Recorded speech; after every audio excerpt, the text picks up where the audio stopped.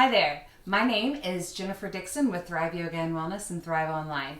And today I want to show you one of my favorite ways to really fire up the back muscles. It's kind of, sometimes it can be called a reverse fly. And the reason why I love this is that when done properly, you can really get fired up in between the muscles in between your shoulder blades, rhomboids, and you can actually activate some of the lower trap muscles as well as the upper trap muscles. That's one of the biggest muscle groups in our bodies, folks. If you can make sure to keep your shoulders down and away from the ears and really think about squeezing down and along where the bra line is.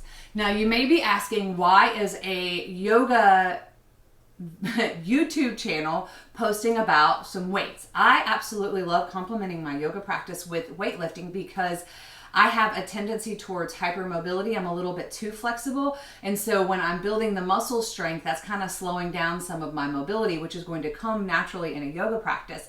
And I love combining the two where we're stretching and strengthening. We're going to do it. I'm going to show you like the traditional way, and then I'm going to show you one of my favorite ways to incorporate this in a yoga with weights class. So here's a good thing to kind of keep in mind, especially if you're new with weights. You can do these without weights at all. You don't have to use weights at all because you're still going to activate the muscles. But especially with reverse fly, when you're working those back muscles, we usually don't work them quite as much as we do the forward muscles, you know, like biceps and your quads and stuff. So the back muscles don't tend to be as fired as much as usual. So go light. You're going to see I have a 5-pound weight. And I can lift heavier weights, but for this particular case, I'm only going to use a 5-pound weight.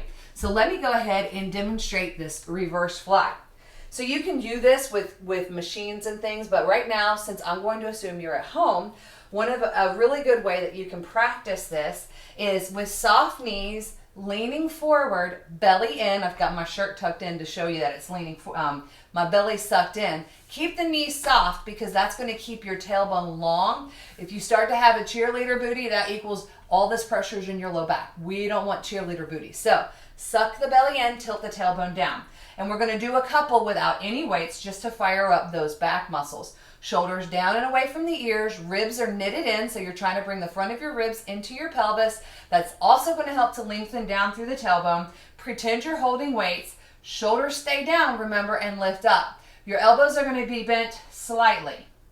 And let's just do, here's 3. Let's do 3 more with no weights. 4, 5, and 6. Now, you may have felt some action along the outer parts of your arms, so around your triceps. That's totally normal too. Now, let's do this with our weights if you have it. I'm going to grab my little 5-pound weights. My feet are about shoulders width distance apart. My belly is in. My knees are bent. My tailbone is long. And your hands come together, but they don't slam together. Anytime you slam anything, whether it's your hands, your feet, or your weights, that means you're not controlling everything. And also remember, when you're lifting or practicing, you always want to go slow. Slow is the name of the game. I'm going to actually turn and face you this way. So here we are. Our weights are down beneath us. Our bellies are in. Ribs are trying to kiss the hips. And we're going to smile because we like this. Pull the shoulders down and away. And we're going to lift up. If you notice, my elbows are bent. That's 2. Let's do 8. 3, 4, 5, 6, really squeeze between the shoulder blades. 7, 8, I'm going to do 2 more. 9, and you're going to think I'm a liar. 10. Okay, so that's one set. You can do, there's lots of different studies on different ways to lift weights. We're not going to get into that. I just want to demonstrate this one thing that you can do at home with or without weights. And what it also might help to do is improve your posture, which is always awesome, right?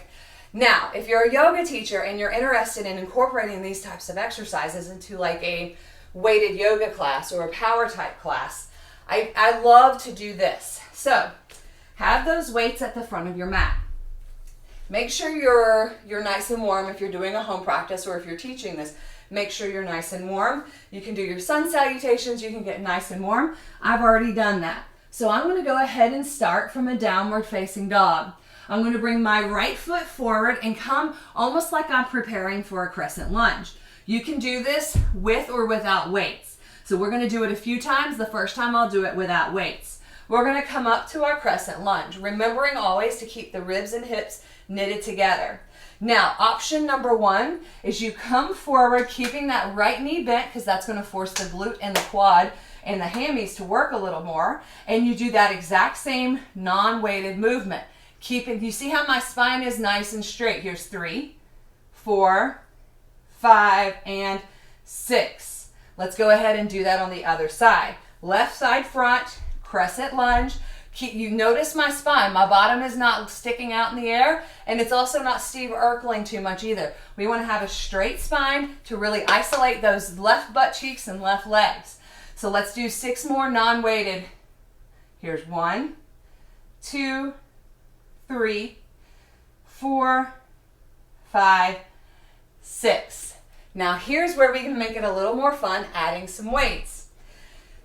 Pick up your little weights.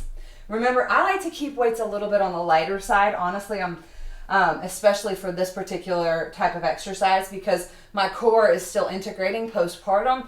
And so if I'm not really paying attention, then I dump in my low back. So here we are in crescent lunge. We're going to lean forward, keep the belly sucked in, and then we're going to lift up, and let's go ahead and let's do 8.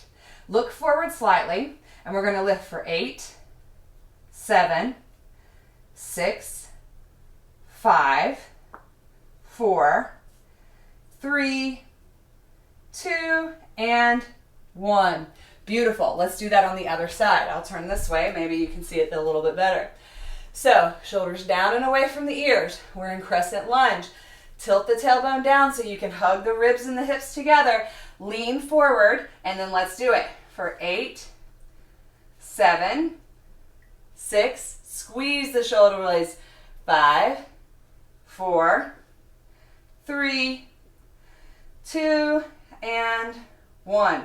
Beautiful. Now, if you're really wanting to juice things up, this is my favorite way to do so. Pretend you are in Warrior 3. So we've done this from a crescent lunge leg, right? So now what we're going to do, because remember, anytime you're balancing, you're having to use your core and your glutes. You're stabilizing muscles a little bit more. So let's go ahead. I'm going to put a little timer on us here so we're not staying too long. And lift off into your Warrior 3. Honestly, it's more like an airplane because we're going to be lifting our hands out to the side.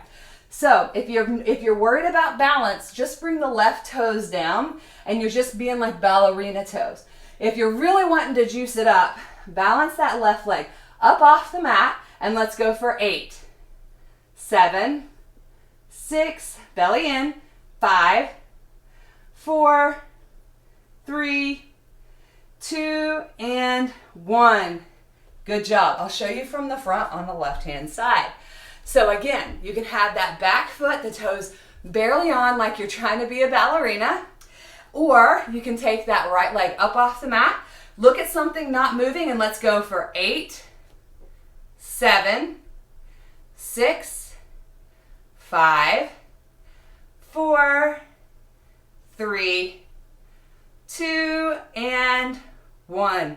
Good job. So if you add this into your personal practice or your own weightlifting, one, it's a lot of fun just because you're trying to amp things up a little bit.